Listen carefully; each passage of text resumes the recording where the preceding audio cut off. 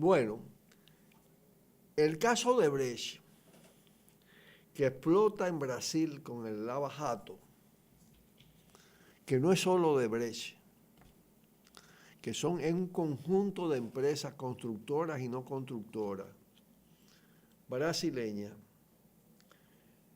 que conforman una asociación delictiva con el Estado brasileño y con el sistema político brasileño.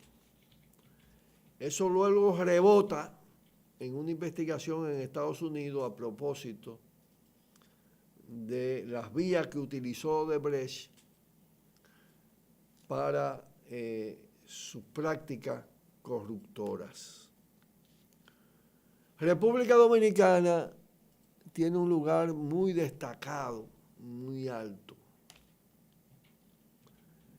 en el contubernio con la corruptela continental, mundial y local dominicana que auspició Odebrecht. Es un paquete múltiple. Aquí se instaló la oficina regional. La empresa de Joao Santana, que está preso, era la empresa asesora de imagen del gobierno de Danilo Medina. A través de Joao Santana se financió en 2 oportunidades la campaña electoral de Danilo Medina. Antes se había financiado también a otros candidatos. En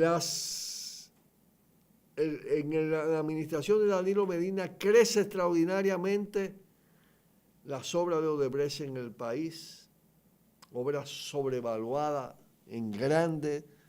Hay todos los datos del volumen de sobrevaluación de las obras. Y se puso en marcha el proyecto de Punta Catalina, que es la cumbre de ese escándalo de corrupción, en la que está directamente involucrado el presidente Medina. El paquete es sobrevaluaciones, financiamientos de campañas electorales, que soborno a presidentes y a candidatos, sobornos directos a funcionarios del gobierno central, en los ministerios, en las entidades del Estado y en el Congreso Nacional. O sea, financiación, como le dicen, que es soborno electoral, sobornos a funcionarios y políticos, sobrevaluaciones. Y el caso especial de Punta Catalina. ¿Qué hizo el gobierno? Sacó Punta Catalina del sistema judicial normal. Puso una comisión designada por el propio presidente para investigar un proyecto en el que él estuvo involucrado, como él hizo casi de mediador. Él fue el que introdujo ese proyecto en combinación con el poder político brasileño. Y ese proyecto es el escándalo mayor de corrupción de las últimas décadas, en términos de volumen. Se estima mucho más de 1.000 millones de sobrevaluación de dólares. El presidente nombra una comisión para él autoprotegerse de grandes empresarios y figuras que sirvieron de mampara, de escudo, y saca eso del proceso judicial. Primer elemento que hay que tener presente para entender que lo que se está haciendo como proceso judicial es más bien una farsa. Segundo elemento, no entran las sobrevaluaciones, sino solo una parte de los sobornos. Los sobornos, los 92 millones que se canalizaban a través de Rondón. Pero de todos los sobornados, nada más quedan, en el proceso de instrucción, nada más quedan funcionarios y políticos de las facciones opositoras a nivel interno en el PLD, lionelista, y del PRM como oposición externa. No hay ningún danilista.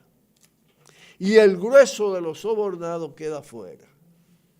Figuras relevantes del comité político, del Congreso Nacional quedan fuera. Entonces es un proceso manipulado, es una farsa, es un teatro, que va a tener un momento el viernes en el que el juez Ortega Polanco debe leer la sentencia del proceso de instrucción. No es que hay juicio de fondo, ahí no se va a condenar, ahí se va a decidir si va a haber juicio de fondo y quiénes van a juicio de fondo. Pero resulta además que la jueza Miriam Germán denunció que esos expedientes que se habían formado contra las personas que están metidas en el proceso de instrucción son inconsistentes, porque no se ha hecho ninguna investigación seria. Porque lo que se pretende, en fin de cuentas, es disolver ese proceso. Todo eso nos lleva a reafirmar que se trata de una farsa. Frente a eso hay que tomar posición de las diferentes fuerzas del país. Pero hay una iniciativa importante de Marcha Verde. Marcha Verde va el viernes que se inicia, debe iniciarse la audiencia en la que se va a dar a conocer el fallo, a fijar una posición frente a ese proceso que se ha estado siguiendo y a estar a la expectativa frente a las decisiones del propio juez. Es una vigilia. Desde las 9 de la mañana a las 12 del día.